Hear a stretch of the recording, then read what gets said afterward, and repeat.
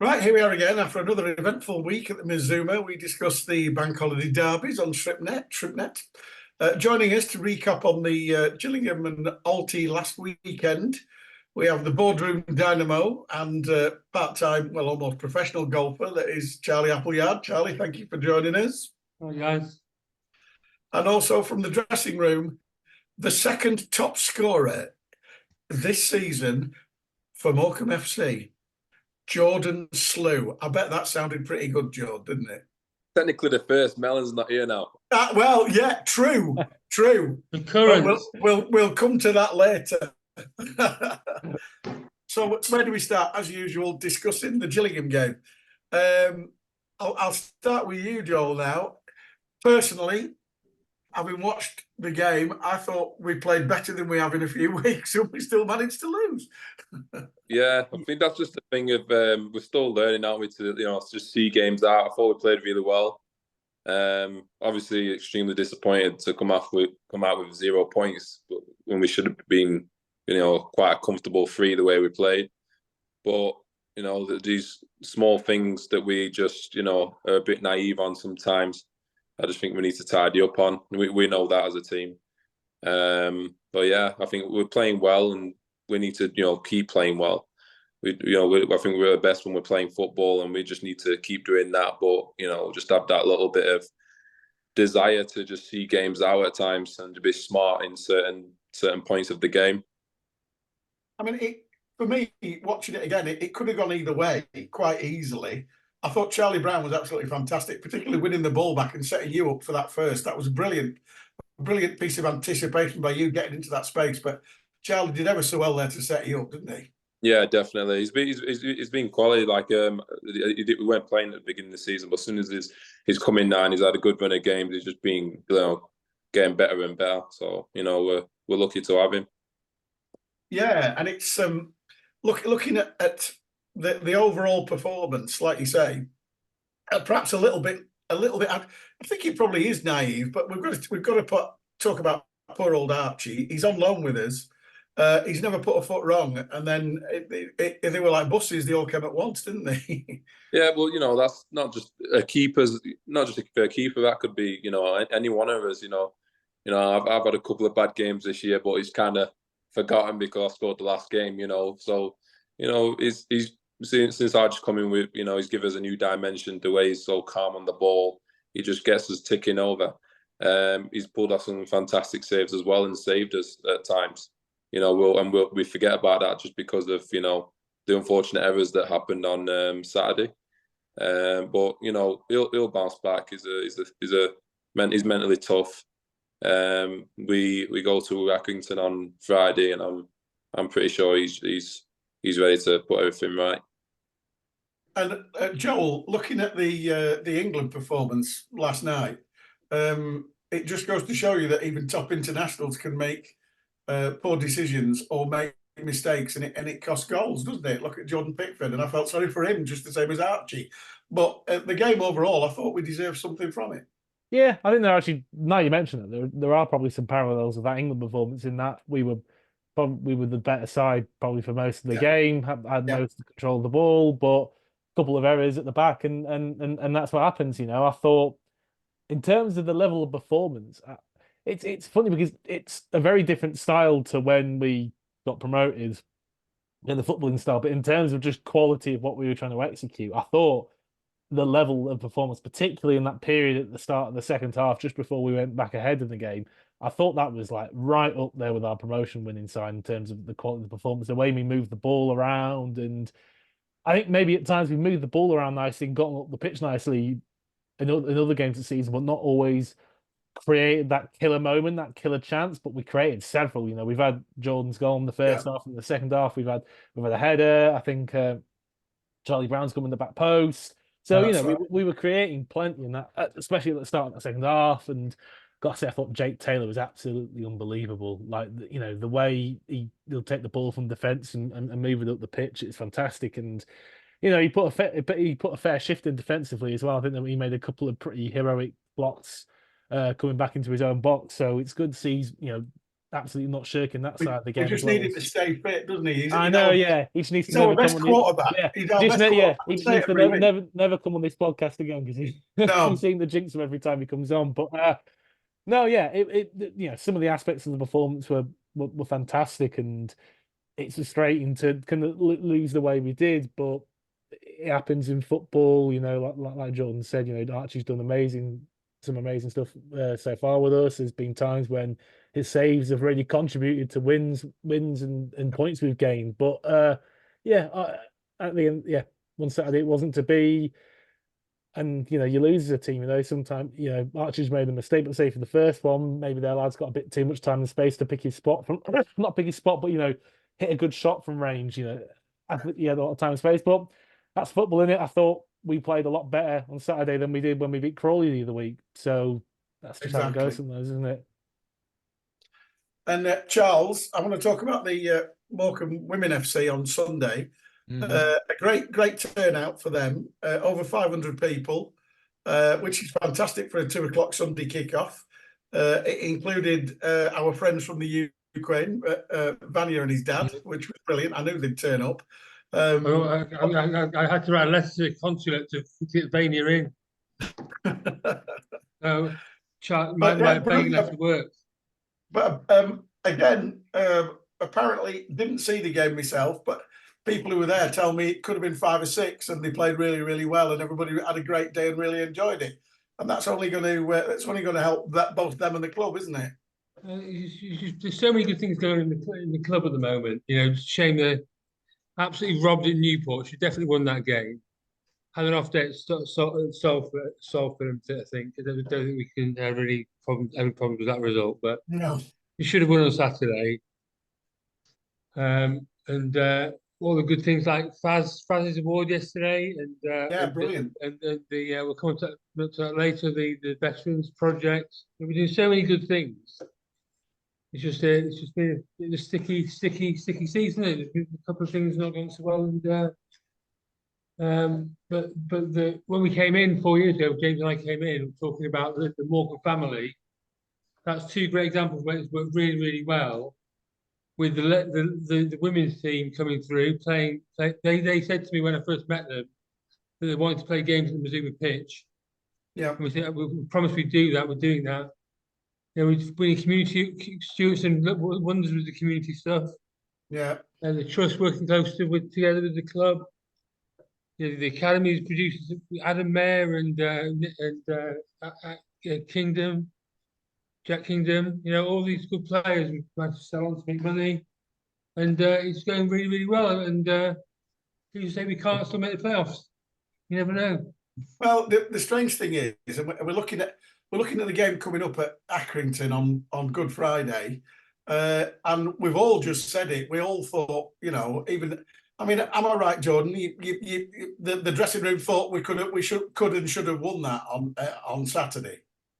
Yeah, definitely. I think we were so disappointed because of how well we played. But it's like you said, there's been games where we haven't played so well at all and come out winning. And that the other day was just one of them games where we played ever so well. I think it was on top. Felt like basically the whole game. But the goals that we're giving away, changes games. Goals change games. But overall, really well. But the mistakes that we've made, not just against Gillingham, but against other teams as well. It just changes the course of the game. Like Wrexham, it's just one mistake, and we just weren't able to bounce back from it, where we were just in it to control. So, Joel, what's the chances of going to Accrington, being absolutely rubbish, and getting the result that we want? Absolutely not. With Accrington, we'll play pretty okay and then get done by a dodgy red card or penalty in the 65th minute, won't we? But actually, I mean, it'd be interesting to see the Accrington game. Obviously, them under new management, it's kind of a start of a new era for them. I mean, pretty much the whole time I've been watching Morecambe, it's always been John Coleman having a bit of and Jimmy Bell having a bit of a scrap with Jim Bentley on the touchline, which was incredibly entertaining. But these days are probably a bit behind us now. But looking forward to it. I mean. And then also you kind of got the connection with John Doolan and Jed. Obviously, they used to work together at Accrington. So it'll be a really interesting game. They've lost Sutton last time out. So yeah, it's just a bit of a funny time to be playing Accrington. Really, you're not when there's a new manager in, and they're going through what they're going through at the moment, kind of with Andy Holt saying a couple of things online, things you don't know what you're going to get. So I think I'm sure Jared and Jordan, everybody will just be preparing as hard as they will for any game with this. And it's funny because they always, in our past visits there over the past 4 or 5 seasons, they've always managed to prepare either a massive welcome or a sarcastic flag or something about Morecambe. And I do remember, basically playing Accrington when they held the flag up that said Shrimp's non-league forever. And we followed him into the Football League not long after that. So that's quite funny, really, isn't it? But there's no, I know we say it every week, Jordan, but there's no easy games in this. Accrington haven't really had a new manager bounce, but with both the games over, I mean, it makes a change for us, actually, having 2 local derbies over the Easter period. Obviously, Accrington away on Friday and Barrow at home on Monday. We've still got something to play for, and I suppose Accrington think they've got pride to play for. Barrow have definitely got something to play for. So our season's not dead yet, is it? No, definitely not. Obviously, we're coming back off of 4 losses in a row. It's made it difficult, but it's definitely doable. We know we're 7 games left. 4 or 5 wins out of that. You just never know where you'll end up. But we know now we're going to have to, regardless of how we play, it's just about results now. At that time of the season where it's just about results and no one really cares how you play. This is just about getting results right now so we can get ourselves into them playoffs.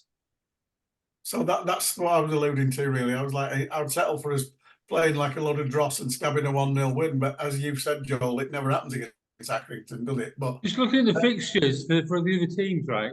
I'll just read them out. Go on, yeah. Barrow have got Morecambe, Swindon, Bradford, Gillingham, Crawley, Doncaster are obviously on form.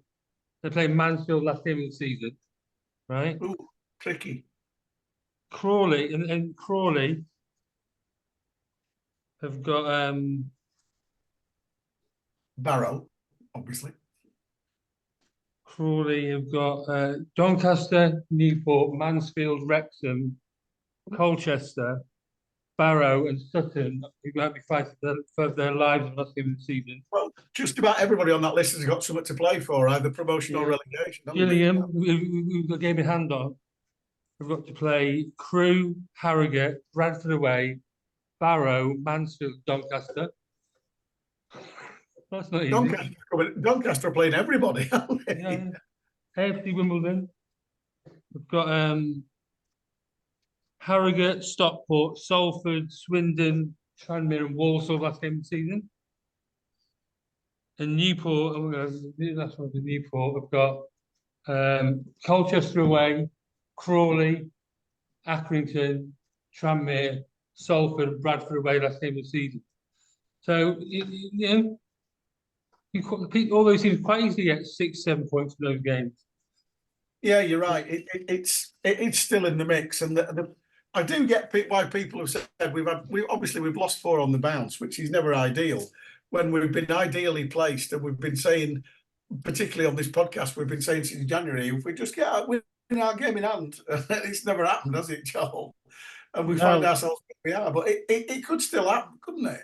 Yeah, I mean, I think it's a testament to how the team have played all season that we can lose 4 on the bounce at this point of the season, but still be in with a shout. It's been very weird this season, League Two, no doubt. I mean, but I tell you what, you look at last season. I think we had to win something like 4 or 5 out of our last few games, and we did, and we almost stayed up because of it. And we felt the last day, and let's be quite frank, the quality of the team that we've got this season in comparison to the rest of the division this season is way better than the team we had last season. That was ultimately a relegation side. Well, this is a side that's clearly good enough to be touching on the playoffs. So, yeah, it'll be a tricky run-in, no doubt, and you just don't know which way it's going to go. There's been other.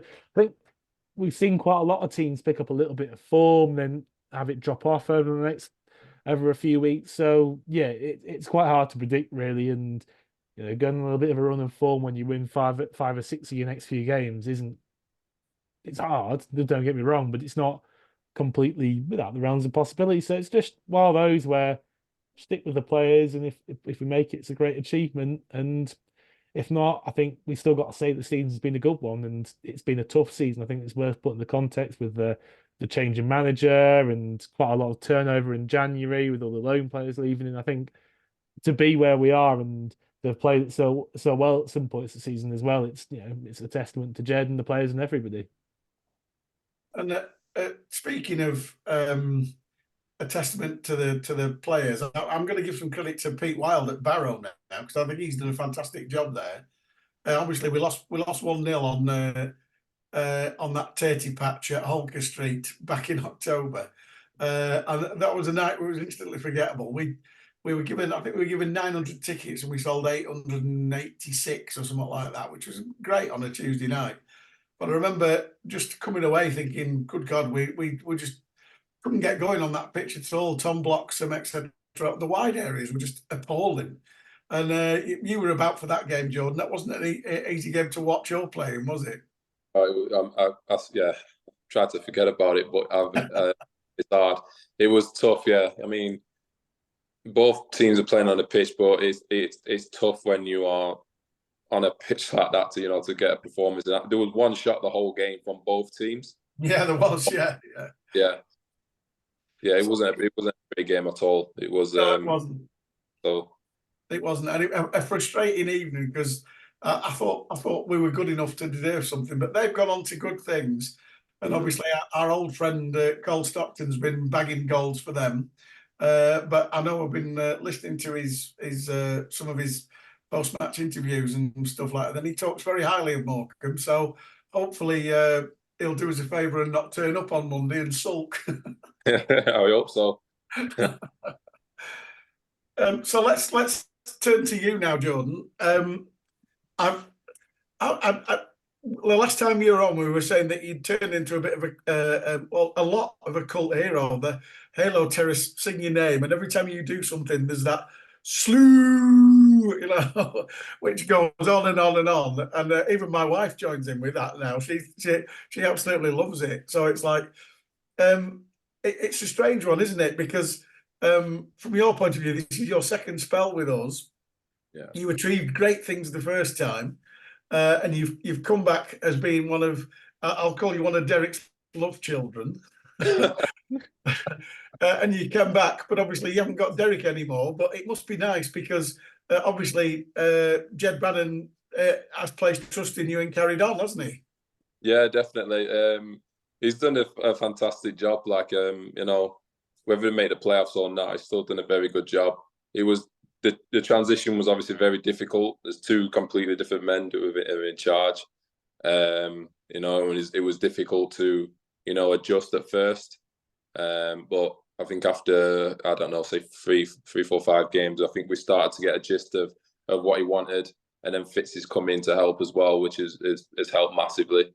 And we've been playing some really good football, I think. But again, I just think there's just that little bit that we need to have, to see out games. But overall, I think they've come in and I think they've done a fantastic job. And I think from you personally, they must have done a pretty good. What have they changed in your game? Because I said I'd mention it. I mentioned it at the start. Second top scorer, but you're actually top scorer still at the club. And it's been how many have you got now? 8. Yeah. So the point being is you've got 8 goals and 5 assists. Yeah. Yeah. Exactly. Well done. And so that's a change in your game. And I know you've never been a prolific scorer, but for you, that's pretty prolific, isn't it? So what's changed? I think it's maybe the freedom that I get given now.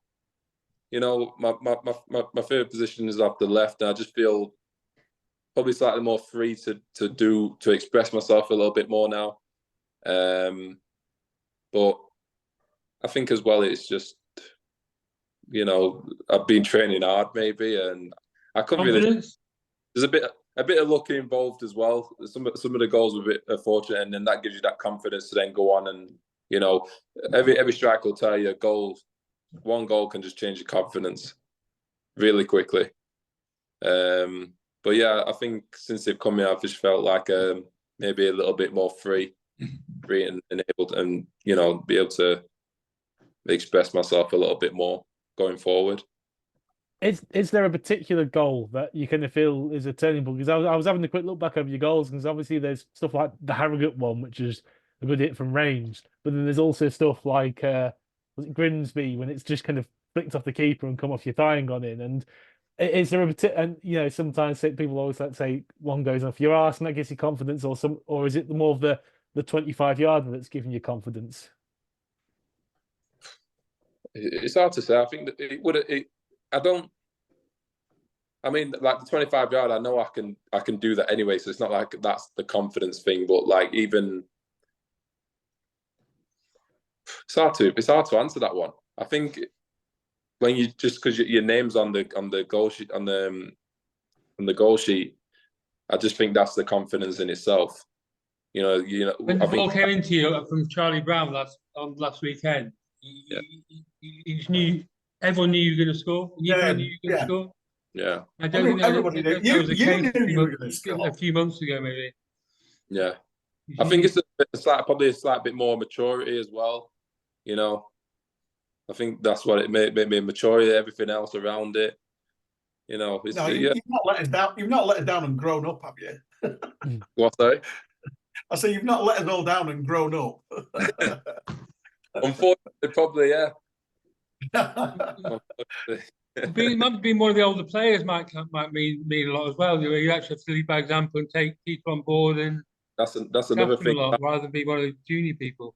I'm one of the seniors now, which is still weird saying it, but I'm one of the seniors now, so I feel like there's a responsibility on me now, you know, as one of the older lads, to kind of come out of shell, because if I don't do it and the other old lads don't do it, you know, we're in trouble, you know. So when I see the lads, I think it's me that has to roll up the sleeves and say, you know, come on, let's go, you know. Yeah, my only take on it, I do get what you're saying about the freedom forward, but I know I said, you know, I said you were one of Derek's love children, but I know Derek was very, very strict on, he wanted that he liked his wide men like yourself and Adam Mayer and everybody to track back. Yeah. And you know, and if you like, stay tight, and then we would go as a unit. And as you know, last time, you know, when we got promoted, he liked it because we'd sort of like have a front four who were capable of getting on the ball and moving it quickly. Yeah. So I haven't noticed any drop off in your tracking back. So you're still doing that job ably. So how are you finding where's the freedom come from? Because you're still doing the defensive job.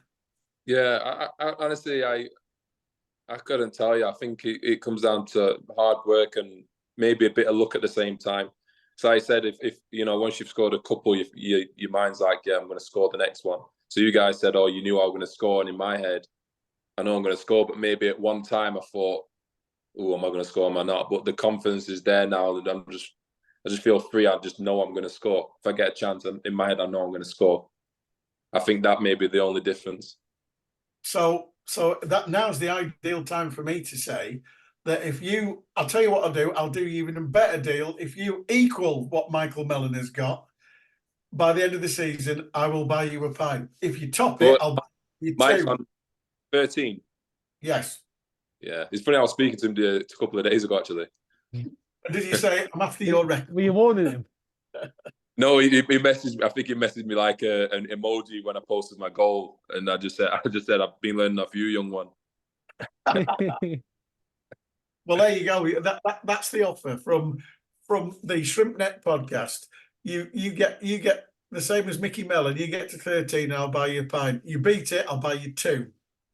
No problem. Well, we're in on Monday, so April 29th, you'll be paying up. You'll do for me. You'll do for me. And I'll tell you what, if you beat the record and we get us in the playoffs, even better. That'll be another +1 as well. And the caveat is that Joel has to go half with me if I have to buy 2. Is that fair, Joel? Yeah, I'll take it on the chin. I'll take it on the chin.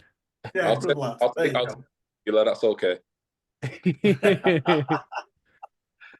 Joel, you'll have things to talk to Jordan about. Yeah, just to go back on the goal scoring, really, which I'm sure you're probably perfectly happy talking about. Uh, what I did kind of notice, I don't know if this is something that you've noticed as well, but I felt like the goal against Crawley was the first goal he'd scored in a while that you could actually celebrate properly. Because I think a lot of your other goals until that point, they've been like one goal back or an equaliser when you're running and grabbing the ball from the net and going back to the halfway line. But that one, we took the lead, and in the second half, you could actually properly celebrate, couldn't you? I was literally thinking the same thing, probably maybe a couple of days before that game. Or maybe, yeah, I can't remember. Very recently, before that game, I remember thinking every time I score, I'm always running backwards because there's always the is all calculation. Like I think before that Crawley game, the only goal I scored where we was winning was the first one in Forest Green away, September. Yeah, I think so. Yeah. And the others have been they're all equalisers, I think, if I'm right. They're all equalisers. I think so. Yeah, I think they were. Yeah. So like, yeah, so it's kind of going from something you can actually celebrate properly. And I guess you got that against Gilliam as well, actually, didn't you? Yeah. Yeah.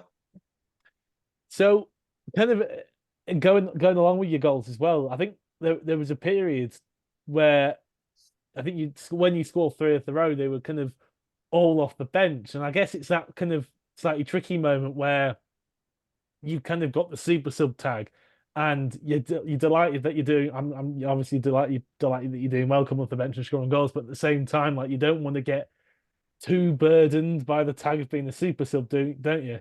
I've had this discussion with some of the lads already. There was a period like I think it was after the Crew game where we come back and won 3-2, and I didn't start the next game, and I was like, "Gav, what's going on?" Like obviously, no one's going to be happy with. I'm never happy when I'm not starting anyway. But like he just laughed and said, "Look, I need you as a super sub," and I didn't know whether to like laugh or or cry, kind of thing.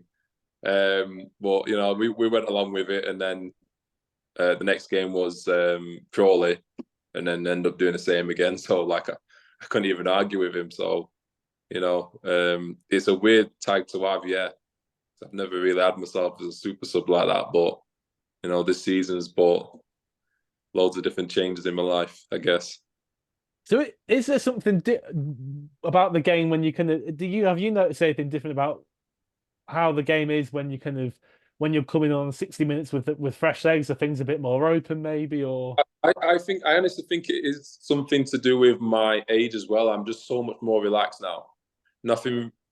I think I've always been cool, but like, I just feel like this season, I just feel like when I come on, I'm just, regardless of the score, I just think, just go and enjoy yourself. Like I just feel like I've just got that mentality of just go and enjoy yourself. Doesn't really matter what happens. And what's paying off, isn't it? Yeah. I just didn't even think about, oh, let's get the team back in this game. I'm just thinking, just go out and enjoy yourself. Because I think I come on with, I think it was 2-0 against Crew when I come on. So I'm just thinking, just go and enjoy yourself. Because we looked dead and out at that point. Crew battered us in the first 45. And then they scored within 2 minutes of the kickoff. And we didn't look like we was going to do anything. I think we were terrible that game. We said that. And then I think on maybe the hour mark, we scored at Joe Adams scored.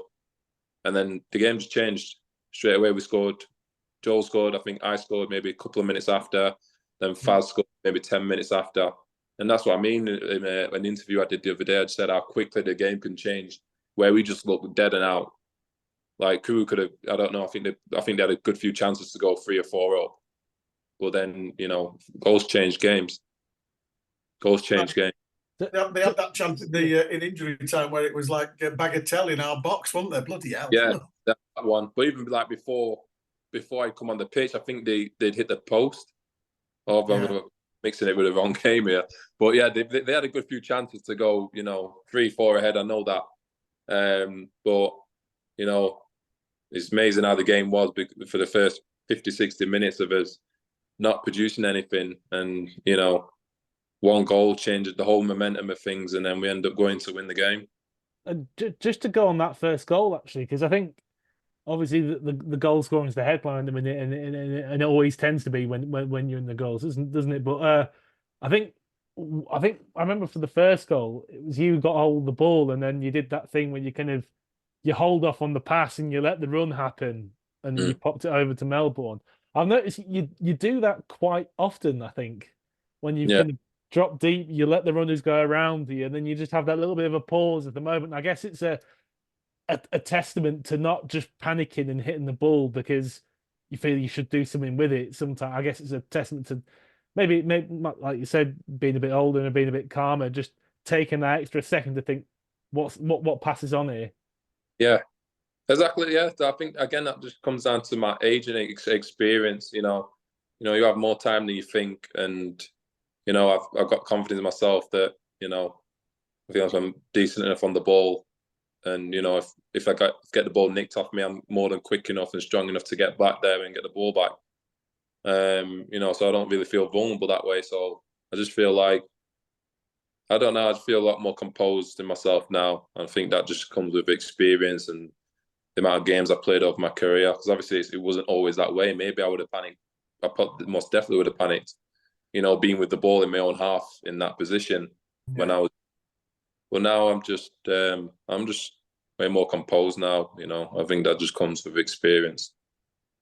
Talking of being composed, just to go back to your kind of super sub thing, I reminded me of somebody who wasn't very composed. Do you remember coming in against Sutton, and it was their fullback? Was it Ryan Jackson? Yeah, is that the one who gave me the dead leg? It might well have been, because I remember you just you turned him inside out a couple of times. I remember there was one point when he was just trying to drag you down, and it was almost like he was trying to pull you over before you got into the penalty area, so you wouldn't concede the penalty. I remember that, because obviously he'd come on his sub, and one of the, I think that was it, their defensive midfielder claimed that you smacked him in the face, and he went down, and they were all complaining like mad. Yeah, that was it. That was Sutton. Was it Sutton that? Yeah, that was Sutton. Was it? I think it might have been Grimsby. No, it might have been Grimsby. No, it was Crawley. Crawley, yeah, that was it. Yeah. Crawley, yeah. Because when you came on then, we said afterwards, and we said it on the podcast, we said, well, it was like bringing Nigel Benn on, because they had about 3 blokes down all that you'd been in a tussle with. And I was like, bloody hell, Jordan's come on and he's making a difference here, because they were all going down going, clutching bits of them, claiming fouls, and the ref wasn't having any of it, was he? So the one question I've got for you, and this is a question heavily laced with sarcasm, did the Wrexham right back, did you swap shirts with him at the end, because he had hold of your shirt for the entire 96 minutes until he got booked, didn't he? Wrexham. Oh, flipping heck, I can't remember who I was playing against Wrexham. Well, all I'll say is every time we pulled a shirt, the ref gave it. Every time he pulled your shirt, which was every single time he got the ball, he didn't give a free kick. And you were getting more and more frustrated. And then he did it in the 96th minute when they were 3-1 up, and he booked him. And it was like, you could have done that in minute 6. Am I wrong, Joel? Yeah, well, yeah, I'm just kind of used to that, to be honest. I don't really expect anything, unless you get a turn on and then, you can see it drastically. But when you're that close to someone and you're pulling the shirt, you just, especially with my size as well, if usually I'm playing against a guy that's slightly smaller than me, so it's rare that them things get given in this league. So I'm just kind of used to that, to be honest. Yeah, I'm going to say it never seems to bother you. You never seem to get aerated or frustrated with it. You're just like, whatever. If they're pulling your shirt, you must be doing something right, mustn't you? Yeah. Well, only against Gillingham, I maybe lost it a little bit, but other than that, I'm usually cool. To be fair, I thought it was a bit, not the second one. I remember there was that guy. I felt like he was looking for a reaction. There wasn't. He was trying to hold the ball from the throw in. Yeah. Yeah. Again, look, that I'm experienced enough now to know how the game works. You know, I'm a bit too crafty to fall for those things now. When I was younger, most definitely, but I knew what they were trying. I mean, the first one, I don't know, maybe I might have overreacted a little bit. Maybe it was a booking, but I could see, yeah, I knew what they were trying to do the second time, and you know, I'm too old for that now. And I was trying to do it. I know it's personal, and I'll go and shake all the lads' hands after that. You know, it's nothing. You know, it's what we probably need to do a bit more of. You know, that little bit of grit in the team. You know, but yeah, it's all fun and games. I'll shake their hands after. I was going to say that's provoked a memory for me. And have you ever sat down with Barry Roach and said that was never a sending off when you played for Plymouth? Yeah, we do it all the time. We do it all the time. Really? Because I don't think he touched you, did he? He didn't, but because he was coming so fast and he's so big, You got out of the way. He's done brilliantly to come out to pull out, because the way how fast he's coming for a big guy. I remember I'm thinking he's going to touch me, so let me just, you know, I didn't mean to dive, like just kind of, you know, protect myself. But the way he's come out of it, I could obviously, as a striker, you know, I didn't get touched then, but because it happens so fast, and even when you watch it on the video, it's hard to tell. But it's actually a brilliant decision by the ref. Yeah, he's a big bugger though, he's Barry, isn't he? Yeah, but I initially thought there's no way the ref seen that, because we were so close. But I know he didn't touch me because he pulled out, but it was that close. I thought there's no way the ref seen that, no way. But we have that. Just to square the circle for people that don't know, it was the Plymouth manager that day. Derek Adams. Lovechild. Told you, Lovechild. Told you that I rest my case. Sorry, Joel, carry on. No, not too much more to ask. Well, I guess it might be fun to ask. Have you got a favourite goal from this season? A favourite goal? Yeah.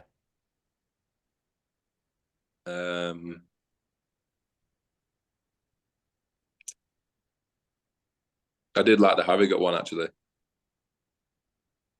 Yeah. For a minute, you're going to say David Chutonda at Doncaster. Oh, you on about mine or the teams? No, I meant yours. We were on about yours, but the way you were thinking about it, I was thinking he's going to say somebody else's goal. No, I would say, yeah, the one against Harrogate. Yeah. I think, yeah. Yeah, that makes sense, doesn't it? 25 yards. That was a good goal. I still don't think he's as good as David Chutonda's at Doncaster, but it's a good goal. No, it weren't. No, the one against Donny, yeah, were class. David Chutonda. It was a great team move as well, wasn't it? So yeah. There you go. He should have scored again on Saturday, I told him. Put it right on his head. Well, yeah, and you know, he was on last week and he said, didn't he? And I said, if you bang one, if you miss a sitter, look for somebody in the halo terrace with his head in his hands going, I bloody told you. And that'd be me. He's out on as well. When I remember in the second, I think it was when it was 2-2, and he's gotten the ball, he's bared down on their kind of their right back in the area, and he proper went for it. I think he sold a couple of separators, bought half a yard, and managed to squeeze a shot at the near post. Got saved in the end, but I was like, yeah, come on, give it a go, Dave. Give it a go. We're encouraging everybody who comes on here. We encourage them to shoot, even Faz. And speaking of Faz, how proud is he? How proud is he of does he get the mick taken out of him in the dressing room for that award? What award did he win? Oh, you mean he hasn't told you? No, of course he hasn't. I'll get the exact title. Oh, here we go. I was going to say, you need to go in tomorrow and say, "Come on, Faz, what's this award?" But big him up a bit. He would never come. I know whatever he won. I knew he would never come in and say, "Yeah, I won it." He just wouldn't. He would just. I think he's come in expecting everyone to know, and for us to say, "You can tell everybody." You can tell everybody tomorrow. I must say, I've just been looking at things online. We've been talking, and one Morecambe fan has filled in a survey saying, "Who's the best manager in the world?" Alex Ferguson. Who's the best strikers of all time? And he put Alan Shearer / Jordan Slew. Fair enough. Best ever. I think you'll find that was Jordan typing while he was talking. Yeah, Faz won an award for being the most effective player in the community in the EFL Awards yesterday at the House of Parliament. Say that again. He won the most effective player in the community in League Two, 2024, at the EFL Awards in the House of Parliament in London yesterday. There you go. What does that actually mean?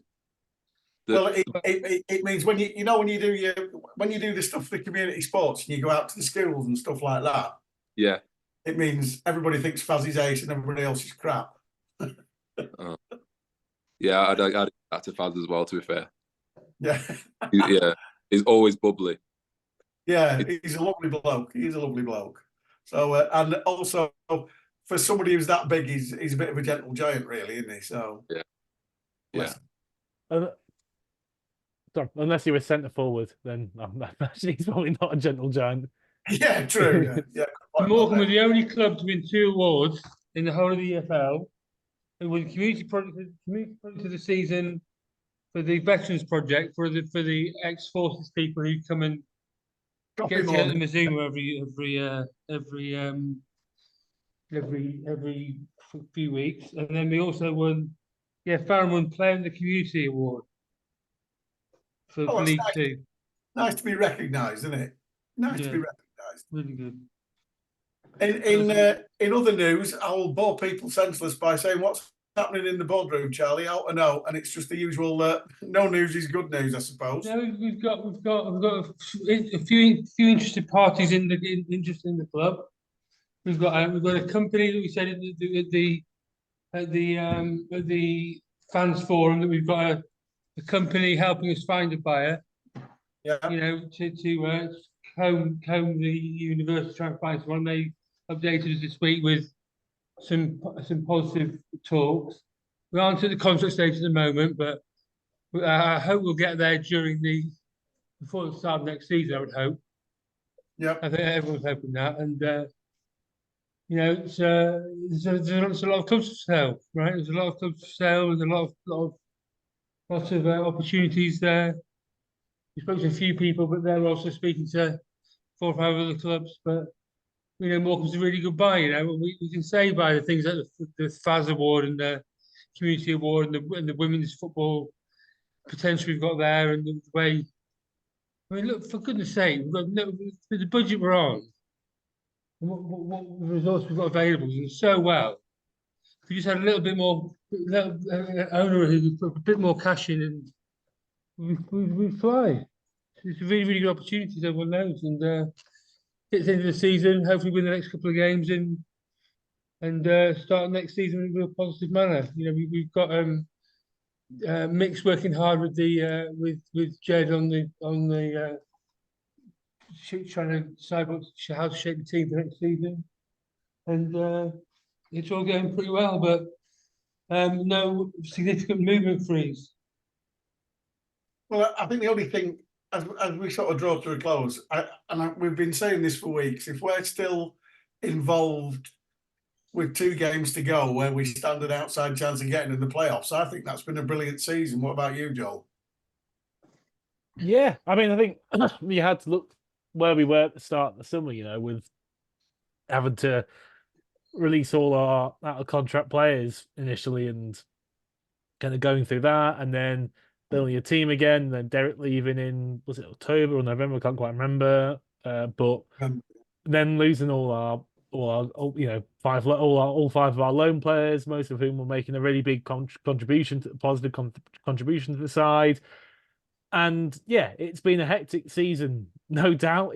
It's been interesting. It's kept us all on our toes. But to be in the mix even at this point, I think is a good achievement. But at the same time, I don't want to kind of say that while sounding patronising and be like, oh well, do the whole kind of to fall back on a bit of a Derek phrase. Don't want to be little old Morecambe. We want to be despite the budget, we want to be pushing up and believing in the management team and the squad that we have. And it's great to see them doing so well. And hopefully, hopefully there'll be a little bit more to come before the end of the season. And yeah, maybe a little bit of a I don't think it's surprise. necessarily the budget. I think it's more like the stability is more important, really.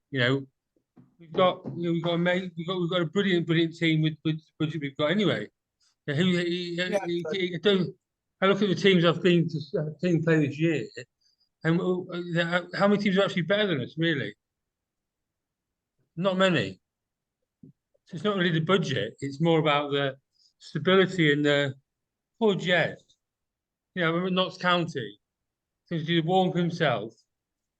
Fitz hadn't come on board yet. We're 5-0 down for 47 minutes. And we're still above Notts County now. Everyone has to work so hard. I feel completely battle worn.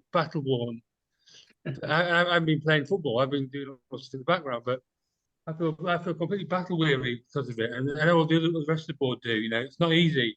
I know. No, I'm not comparing to playing at all. I'm not comparing to playing at all. But everyone in the club works their absolute asses off. No matter what position they're in. And we need a new owner to come on board to provide stability, so people know they're not. People know they're going to. We're on the way forward. We're taking on board all the good stuff we're doing and take it to the next level, and that's what we can do. So, Jordan, final word from you. Can we win 5 from 7? Yeah, definitely. Definitely. Be positive. Can't beat it. Well, to be honest with you, it wouldn't surprise me if we went on and did win 5 from 7, because as Joel said, when we were fighting relegation last year, we needed to win all our last 6 games to stand any chance. We won 5 out of 5 and went in the 6th one. And I think we lost to Exeter 3-2, didn't we, when we needed to win by a couple of goals. But we give it a bloody good go. So what have we got to lose, George? Anyone can win anyone. And definitely this league, like, with our games, I mean, Stockport will be a difficult game, but, we all believe we can go there and win. And the others teams around us, basically. So, every game we go into is 3 points, and we know how massive it is. Definitely the last. I'm not saying it's good to lose 4 games in a row, but you'd rather lose 4 games in a row now and win and go on a massive run and finish on a high than falter at the end. Which I'm sure a lot of those teams we mentioned earlier will falter. Yeah, you're probably right, actually, because it's funny you mentioned that Stockport will be a difficult game, although Stockport, Mansfield, and Wrexham don't appear to want to win it, do they? Every time they go top, they lose, and it's like Stockport. The wheels haven't quite come off at Stockport, but they've certainly got slow punctures, and the same with Wrexham, and the same with Mansfield. When you think one of them is going to run away with it, suddenly a team that's in our position has put the brakes on that top 3, Joel. Yeah, I mean, I think it's funny to look at that top 3. I think I'd have to say the team that have impressed me most this season are probably Mansfield. Yeah, I mean, I'll be interested actually what Jordan's taken it, but I just thought, especially at their place, I know the scoreline wasn't as heavy as Wrexham, but Wrexham, I think they probably did catch us at a really bad time with Derek departing, and then in the home game, it was a mistake, and it was unfortunate yellow cards that have kind of done for us, despite us being in massive control. And obviously, Stockport, it's hard to judge with that rainy game. I don't think you can really judge a team fairly on that game, to be honest. But yeah, well, I don't know what your take is, Jordan. Out of those kind of top 3 we've played, is there one that kind of stands out to you? I've always said, it might surprise you. Obviously, I can only go on from the games we played against them, because I wouldn't watch them against anyone else. I'd have said the toughest games we played that stand in my head are MK and Notts County. Yeah. The one at Notts County, I didn't play in that one at home, but I think they should have beat us 2 or 3. But that was the period where we weren't losing at home. Like, it was really difficult to beat us, but they just bopped it so well. And away at their place, even though we were kind of in a new region, in a new phase under Jed, I just thought they were brilliant. They were brilliant, weren't they? They were absolutely fantastic. Yeah. real They surprise. made us look like absolute amateurs, even though we were a really good run of form. They just played so well. McGoldrick and Darren Crowley and We just felt unbelievable. terrible. And it's funny because since that day the wheels have come off for Notts County. They went how many games without a win after that game? Strangely, didn't they? It's odd. I think when the manager, that's you know, the difference in just the change of manager can do. Because under the manager they had before, they were unbelievable. I literally thought they were going to win the league, or like a minimum they were getting automatic. So it's really strange to see them that they're below us now in the table. But MK Dons, like they were two teams that play differently to the rest in this league. And it's funny because when we went to MK Dons, I know we snatched it thanks to Charlie in the sort of 92nd minute, but we went. I think we went a goal down after 2 minutes at MK Dons, and I was as usual had my head in my hands and like, it doesn't matter what we do against MK Dons, they always beat us. And strangely, it's a bloody big pitch. It's a big stadium. It's a big pitch, and that was probably my result of the season, going to MK Dons and dicking them 2-1, because the simple fact is they've been our bogey team for so bloody long. I've no idea how we did it. The first half, just wow! You're just like chasing flies. So it was horrible. But I knew I've gone into that game and I knew this is going to be a long afternoon. I knew it from the first. Played them. I think it was quite close, like a couple of weeks before at home, and it beat 1. And they did the same to us then on our pitch. It was just, I mean, we got back into the game, and we had spells where we'd come on top. But I just thought the way they passed the ball, I think they're fantastic. Especially for League Two as well. I think it's great. Like them and Notts County, the ones that stand out to me. Wrexham. It was very nice of that bloke to fall over and let Charlie rob him and then run half the length of the pitch and smash it in. I thought that was really decent of him. It was a bit of luck because obviously at home he didn't put a foot wrong. No, not a foot. He must have been. Yeah, I think to be honest, actually, can't remember who else who said kind of similar to yourself. I think it might have been Joel Senior actually playing right back and having to deal with. I think you were saying about the kind of the box midfield thing they do, and then obviously the way they pass it and they get more player, these kind of excess players in various areas of the pitch, and they do really well in wide areas. MK, and I guess certainly from that first half an hour when we played Wrexham, for example, they were pretty one-dimensional, I thought, and we had a pretty good lever on them, and it's interesting but it's always interesting to hear what as well. I probably left them out. It's just I don't know if we just kind of expect it from Wrexham, but I always said that MK and Notts County the ones stood out for me. But Wrexham, obviously, they beat us 6 at their place, but they were good at our place as well. I mean, we were in control the first half an hour, and then that 15 minutes before half time, they came to life after they equalised, didn't they? Yeah, they've got top pros. Guys who just get the job done. That's their model. I mean, strictly football-wise, and teams that are so effective as a whole, I'd say Notts County and MK. I mean, Notts County probably while they had their old manager, they've changed. Yeah, I think I will always slightly marvel at how Notts County have, despite having, like you say, the unbelievable kind of the way they move the ball and the way they attack, and having people like David McGoldrick and Dan Crowley and stuff in attack, it will always somewhat amaze me that they've managed to drop off to the level that they have. It's a funny old game, but that's why we watch it. They've let in so many goals. I remember I remember listening to the podcast of Notts County when it came along, and the guy, the super fan said, when they're not going to get promoted because they're letting 2 goals. Might score 3 goals some games. They let 2 in every match, and they've let in something like 78 goals. Yours? Yeah, well, I think that's very nice of them. They're giving other teams a chance. They played 39, scored 76, let in 74. Well, I'll tell you what, we've let the bloody side down because we never scored against them this season. 0-0 at home and 5-0 away. To be fair, I'm pretty sure we actually hold the record for the most goals ever conceded in a 46 League Two in a League Two season since it rebranded at the start of the noughties. Yeah, I think we might well do, or like second highest. It was the 15-16 season when we had a really good. Incidentally, we also had a really quite good attack with Mullen and Devitt and Miller and everybody. Barkhausen, yeah. So they could be. I think we conceded something like 92 goals or something crazy like that, around about 90 goals. So Notts County, you could do it. You could do it. Yeah, you never know. You never know. The bit of motivation the last few games, they could do it. Yeah, you're right. So there's nothing left to do but wish the team best of luck over the Easter period. Don't eat too many chocolate mini eggs, and don't have too many hot cross buns, Jord.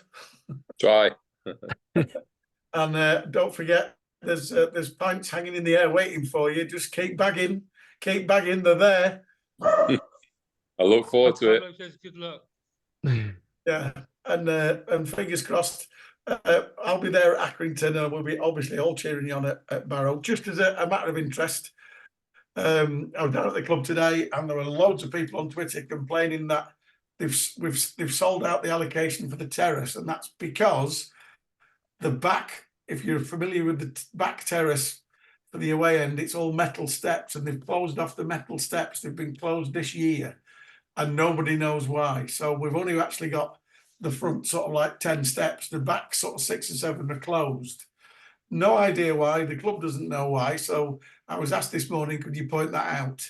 So I have done my best. So if you're wanting a ticket and you haven't got one, and you're going down tomorrow to buy a ticket, it will have to be in the seats.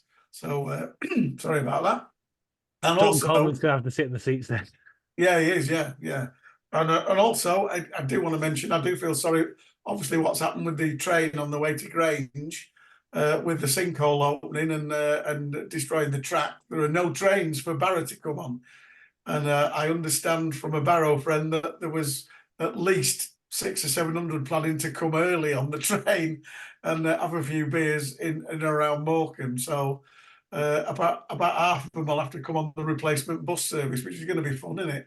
You can get about 300 on a train. You can only get 52 on a bus. They're going to need a lot of buses. Have a bit of a round trip. Go up Carlisle, go across Newcastle, down to Manchester. Then can we make a bit of a day of it?